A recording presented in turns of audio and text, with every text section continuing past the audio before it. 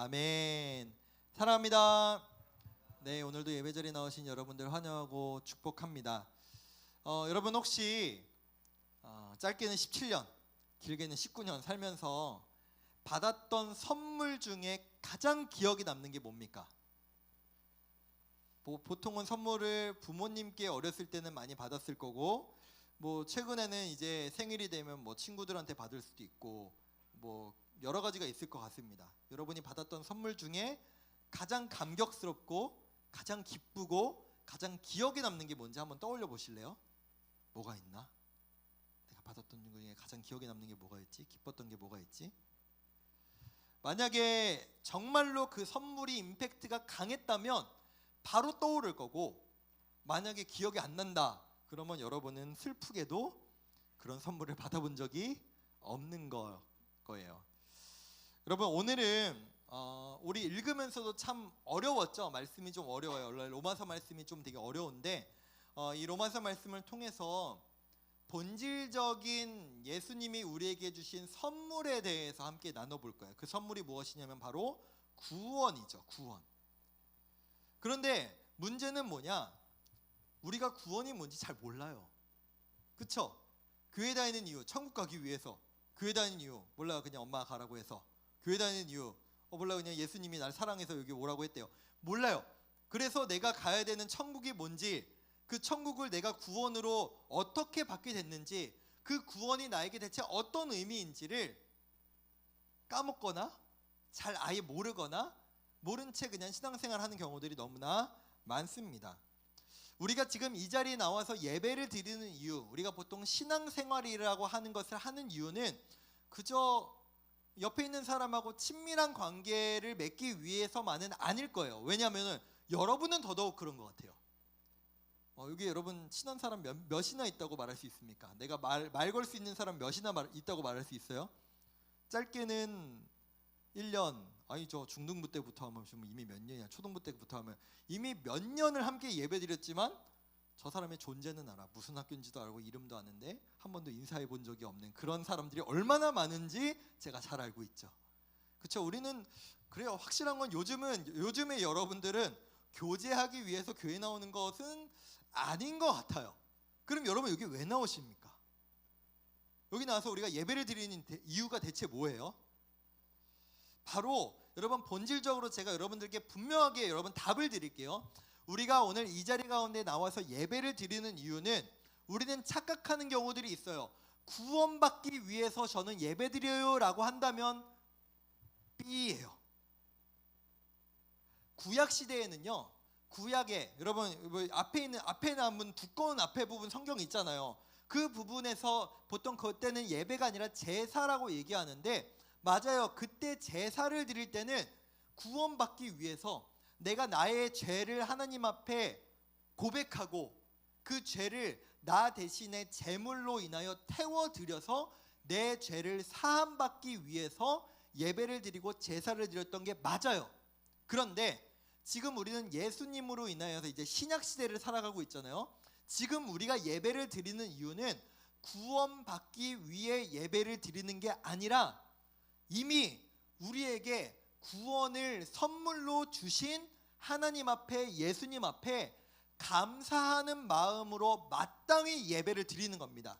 다시 한번 정리합니다.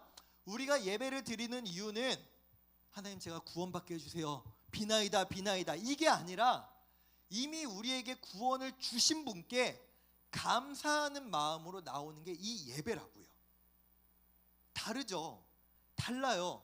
여러분들이 이걸 오해하지 않았으면 좋겠어요. 이 예배는 구원받은 하나님의 자녀들과 백성들이 하나님 앞에 감사의 찬양, 그 하나님께서 나에게 이미 구원받은 하나님의 백성인 나에게 어떤 삶을 살아가기를 원하시는지를 듣기 위해서, 알기 위해서 말씀을 듣는 거예요. 아시겠죠? 이해되셨죠? 여기까지만 알면 여러분 사실은 설교 다 들은 건데 조금 더 여러분들께 말씀을 드릴게요. 여러분들은 그렇다면 우리에게 선물로 주신 이 하나님의 구원에 대해서 여러분은 어떻게 생각하고 계십니까? 이게 얼마나 여러분 소중하게 여기고 감사히 여기고 계세요? 여러분들 혹시 여러분들이 쇼핑을 하는 장바구니에 어딘지 모르겠어요. 무신사가 있는 무신사인지 아니면 에이블린지 아니면 쿠팡인지 아니면 네이버인지 모르겠어요. 여러분이 넣어놓은 장바구니, 여러분의 쇼핑몰의 장바구니에 여러분 정말로 사고 싶은 것들을 아마 넣어뒀을 거예요. 저도 넣어둔 게 있어요. 네, 저도 넣어둔 게 있는데 여러분들 그 장바구니에 있는 것을 내가 정말로 사고 싶은 마음으로 넣어놓는 거잖아요. 이거 갖고 싶다. 이거 진짜 내 거 되면 얼마나 좋을까라는 마음으로 장바구니에 넣어두잖아요. 그만큼 여러분에게 그것이 가치 있고 갖고 싶고 그것을 원하기 때문에 여러분들이 그걸 장바구니에 넣어놨을 텐데 혹시 솔직하게 여러분 마음으로 대답해 보세요. 하나님이 나에게 주신 구원과 여러분의 장바구니에 있는 것을 여러분 바꿀 수 있다면 여러분 바꾸겠다. 마음으로 대답하세요. 손 들라고 안 할게요. 여기에서 우리는 한번 체크해 볼 수 있는 것 같아요. 내가 하나님의 구원을 얼마나 값진 것으로 귀한 것으로 생각하고 있는가. 우리가 분명히 매주 예배를 나오고 있지만 하나님이 나에게 주신 이 구원이라는 것을 때로는 우리는 그냥 있어도 그만, 없어도 그만으로 생각하고 있는지 한번 돌아봤으면 좋겠습니다.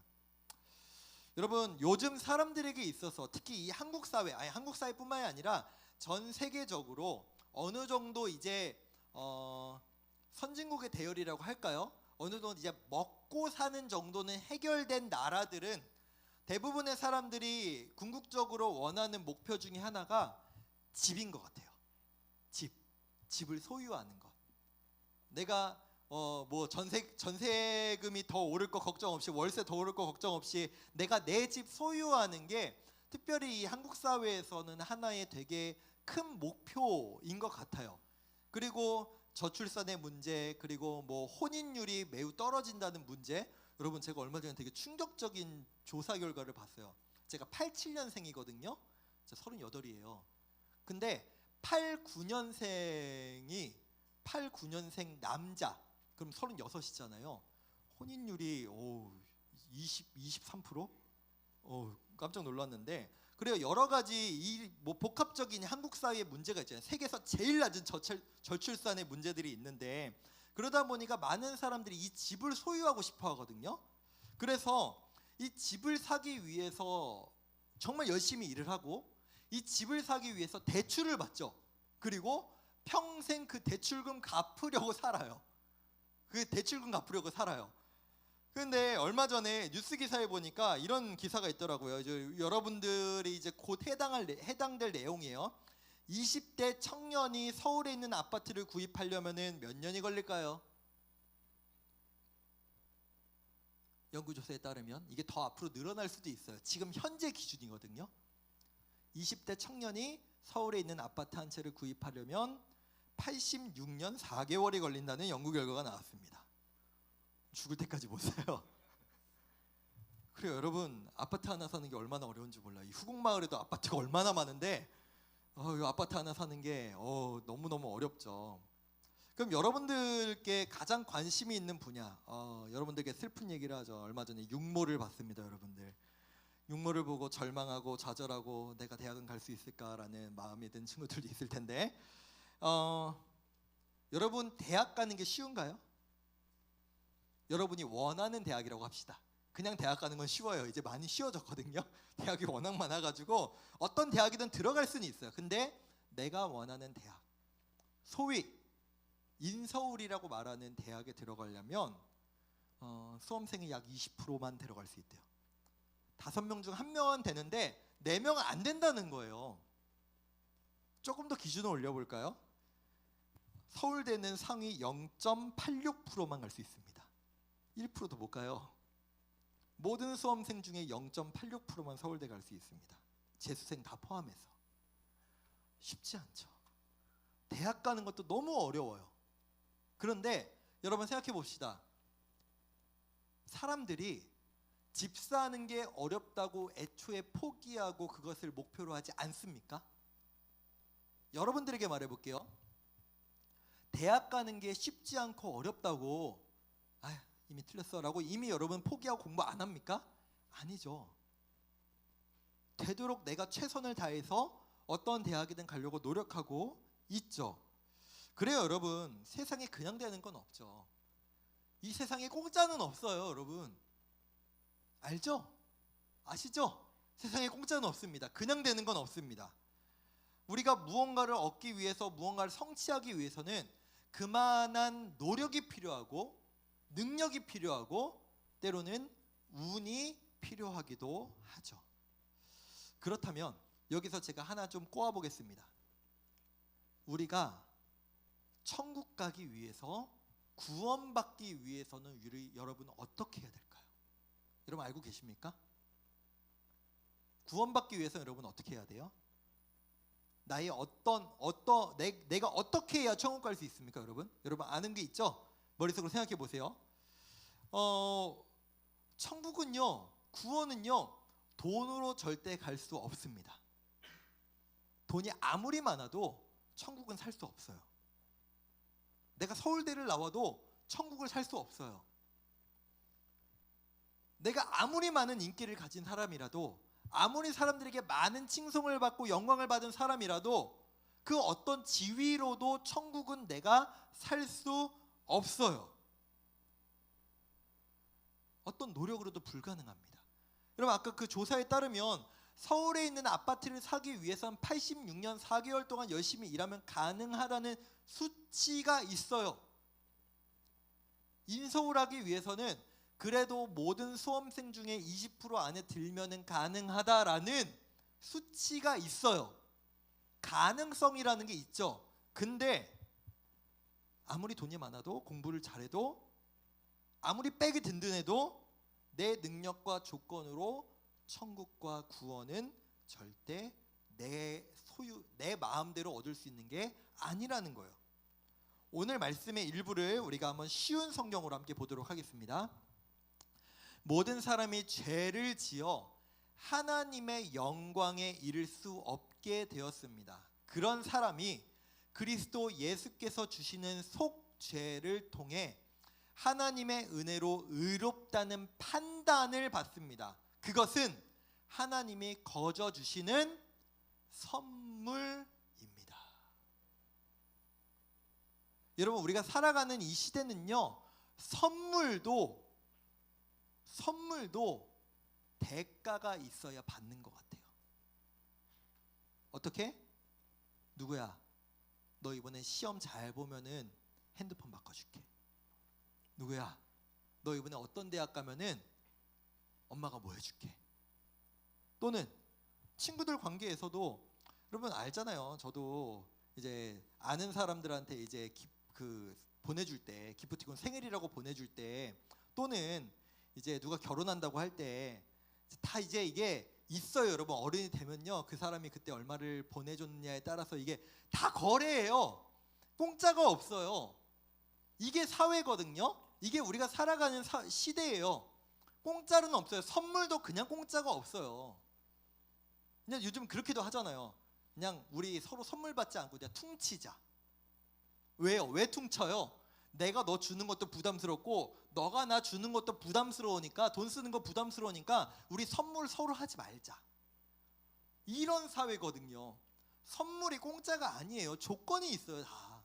근데 오늘 말씀에서 우리에게 뭐라고 하나님께서 말씀하시냐면은, 원래 우리는 죄를 지어서 하나님의 영광, 하나님의 그 천국에 그 어떤 한 사람도 갈 수 있는 사람이 없다는 거예요. 한 사람도. 목사인 저도, 평신도인 여러분도, 내가 목사이든 여러분이 평신도이든 여러분이 앞으로 어떤 대학을 가든 상관없이 그 누구도, 어떤 사람도 천국에 갈 수 없다고. 근데 하나님께서 어떻게 하셨다? 예수님을 통해서 우리를 판단하신대요. 우리를 그냥 봤을 때는 우리는 죄인이어서 천국에 갈 수가 없는데, 예수님께서 우리를 위해 십자가에서 못 박혀 죽으심으로 우리는 다른 판단을 받게 돼요. 너희는 이제 죄가 없다 라고 하나님이 판단하신대요. 원래대로 판단받으면 죄가 있는데, 예수님 때문에 다시 판단받게 되는데 죄가 없다고요. 그래서 우리가 뭘 해서 이 천국을 받은 게 아니라 예수님 때문에 우리는 이 천국을 구원을 무엇으로 받았다? 값없이 우리가 돈 주고 산 게 아니라 공짜로 선물로 받았다. 이게 구원이죠. 이게 구원이라고요. 여러분, 우리는요 근데 이걸 이해하기가 너무 어려워요. 왜요? 제가 말씀드렸잖아요. 이 세상에 공짜가 없으니까. 누가 나를 갑자기 칭찬을 해, 누가 갑자기 나한테 잘해줘, 그럼 여러분 마음에 어떤 생각을 해요? 여러분 순진하게 저 사람이 나 좋아하나? 여러분 이렇게 생각합니까? 아니요. 요즘은 막 칭찬해주죠. 갑자기 막 칭찬해주고 갑자기 뭐 잘해주죠. 여러분 갑자기 길거리에서 누가 막 여러분에게 막 뭘 나눠줘요. 막 좋은 걸 막 나눠줘요. 그럼 여러분 어떤 생각해요? 저 공짜 아니야. 야, 저거 믿지 마. 야, 저 사람이 날 칭찬하네? 무슨 꿍꿍이지? 나한테 뭐 바라는 게 있나? 나한테 뭐 원하는 게 있나? 여러분 그렇게 생각하지 않아요? 여러분 혹시 여러분들 카톡이나 문자로 스팸 막 이런 거 오잖아요. 이거 누르기만 하면은 뭐 상품권을 준다, 너희한테 뭐 선물 준다, 뭐 현금 준다, 이런 거 여러분 문자 오면 다 눌러봅니까? 여러분 그렇게 순진하지 않잖아요. 안 눌러봐요. 공짜가 어디 있어? 말도 안 되는 소리 하지 마. 누가 땅 파서 장사해? 우리는 의심해요. 누군가의 호의를 의심하고 누군가의 뭔가 대가 없이 나에게 뭔가 준다는 자체가 의심이 돼요. 안 믿겨요. 그러다 보니까 이 하나님의 우리에게 주신 이 구원이 안 믿겨요. 이게 우리에게 정말 값어치가 있는 건지 우리에게 와닿지가 않아요. 여러분 우리는요 그 어떤 자격 요건이 충족돼서 구원받는 사람들이 아니라고요. 그러니까 지금은 내가 구원받은 하나님의 백성인데 내가 나중에는 뭐가 안 돼서, 예를 들어 이런 겁니다. 지금은 내가 성적이 평균 90점인데 나중에 내가 평균 88점, 85점, 70점으로 떨어지면 구원이 취소된다. 아니라고요, 여러분. 여러분이 뭔가를 능력을 행해서 여러분이 뭔가 노력을 해서 얻은 구원이 아니라 하나님이 여러분에게 그냥 주신 거기 때문에 그 구원은 취소되지 않아요. 근데 우린 착각한다니까요. 내가 예전엔 좀 뭔가 믿음이 좋은 것 같았는데 지금은 아닌 것 같아요. 내가 예전에 예배를 잘 드렸는데 지금 예배를 잘 못 드리는 것 같아요. 그래서 전 예전엔 구원받은 것 같았는데 지금은 구원 못 받은 것 같아요. 이 설교 들은 적 있죠, 여러분? 특히 우리 고3, 고2 들어본 적 있죠? 우리가 이 함정에 빠진다니까요. 하나님은 공짜라고 말씀하시는데 하나님 내가 준 거야. 내가. 니네가 얻은 게 아니라 내가 준 거야. 근데 우린 자꾸 내가 뭘 해야 이걸 얻을 수 있고 내가 뭘 해야 이걸 놓치지 않을 수 있고, 우린 자꾸 착각해요. 이 마음을 누가 줄까요? 사단이 줘요. 사단이. 야, 네 꼬라지를 봐. 네 지금 예배 드리는 태도를 봐. 네가 구원 받을 만해? 네가 천국 갈 만해? 우리를 자꾸 이렇게 속여요. 그래서 우리는, 여러분 하나님은 기복이 없으신 분이지만 우리는 기복이 있어요. 좋을 때도 있었다가 나쁠 때도 있었다가, 나쁠 때 나 구원 못 받았어. 난 교회에 있을 사람 아닌 것 같아. 떠나요. 자꾸 떠나. 하나님은 여러분에 대한 구원을 취소한 적이 없는데. 우리 한번 우리의 성경의 본성에 대해서 다시 한번 보겠습니다. 우리 로마서 1장 19절, 29절에서 31절입니다. 제가 여러분 다 안 읽을게요. 성경 로마서 1장에서 우리에 대해서 이렇게 얘기해요. 여기에 있는 모든 것들이 우리에게 해당한다고. 우린 다 이런 사람이라고. 그래서 어떻게 된다? 우리 3장 내용 다시 한번 볼게요. 9절하고 10절입니다. 그러면 어떠하냐? 우리는 나으냐? 결코 아니다. 우리는 이 죄악으로부터 나은 사람이 아니에요. 그러나 다 없다고 해서 하나님이 이렇게 말씀하시죠. 다 죄 아래 있다고 하나님이 선언하셨대요. 너희는 다 죄 아래 있어. 이 죄에서 너희는 벗어날 수가 없어. 의인, 구원받을 수 있는 의인은 한 사람도 없다라고 말합니다. 그러나 우리에게 하나님께서 구원을 어떻게 허락하셨느냐? 우리가 구원을 받기 위해서 우리는 정말 간단해요. 여러분 공부 안 해도 돼요. 돈 안 벌어도 돼요. 뭐 돈 주고 사지 않아도 돼요. 오늘 성경에서 이렇게 기록합니다. 3장 22절입니다. 쉬운 성경이에요. 우리 함께 읽겠습니다. 우리 시작. 사람이 그리스도 예수께서 주시는 속죄를 통해 하나님의 은혜로 의롭다는 판단을 받습니다. 그것은 하나님께서 거저 주시는 선물입니다. 아멘. 이게 하나님의 마음이에요. 하나님의 마음. 내 자녀가 너 잘하면 천국, 너 못하면 지옥, 이게 아니라 나는 너희 모두가 살기를 원해. 근데 너희는 스스로 살 수가 없어. 살아남을 수가 없어. 다 죽을 수밖에 없는 인생이야. 그래서 내가 내 아들 예수를 통해서 내가 너희에게 이 구원을 거저 선물로 줄게 라고 우리에게 말씀하시죠. 우리가 구원을 얻을 수 없어서 집도 열심히 노력하면 살 수 있고 대학도 열심히 노력하면 갈 수 있는데 이 하나님의 나라는 우리의 노력으로 얻을 수가 없어서 하나님께서 최후의 방법, 예수님을 통해서 우리를 구원해 주셨다라는 것. 근데 그것이 우리에게 선물이라는 것입니다. 그런데 이 사실이 아무리 들어도 믿어지지 않는 친구가 이 자리에 있다는 것도 알아요. 목사님 그 얘기 많이 들었거든요. 근데 안 믿어져요. 도저히 안 믿어져요. 그래서 이런 질문들도 할 때가 있죠. 목사님, 막 신문에 나오고 뉴스에 나오는 흉악한 범죄를 저지른 사람들, 누가 봐도 나쁜 사람들도 믿기만 하면 정말로 천국에 가요? 여러분 제가 뼈 때리는 소리 하나 해드릴까요? 하나님이 보셨을 때는 여러분이나 흉악범이나 똑같은 죄인이에요. 다시 한번, 하나님이 보셨을 때는 여러분도 죄인이고 우리가 판단하기에 흉악한 범죄를 저지른 사람들도 똑같이 죄인이라고요. 동시에 여러분도 그 흉악범도 하나님이 보실 때는 똑같이 구원받아야 될 하나님의 자녀라는 것입니다.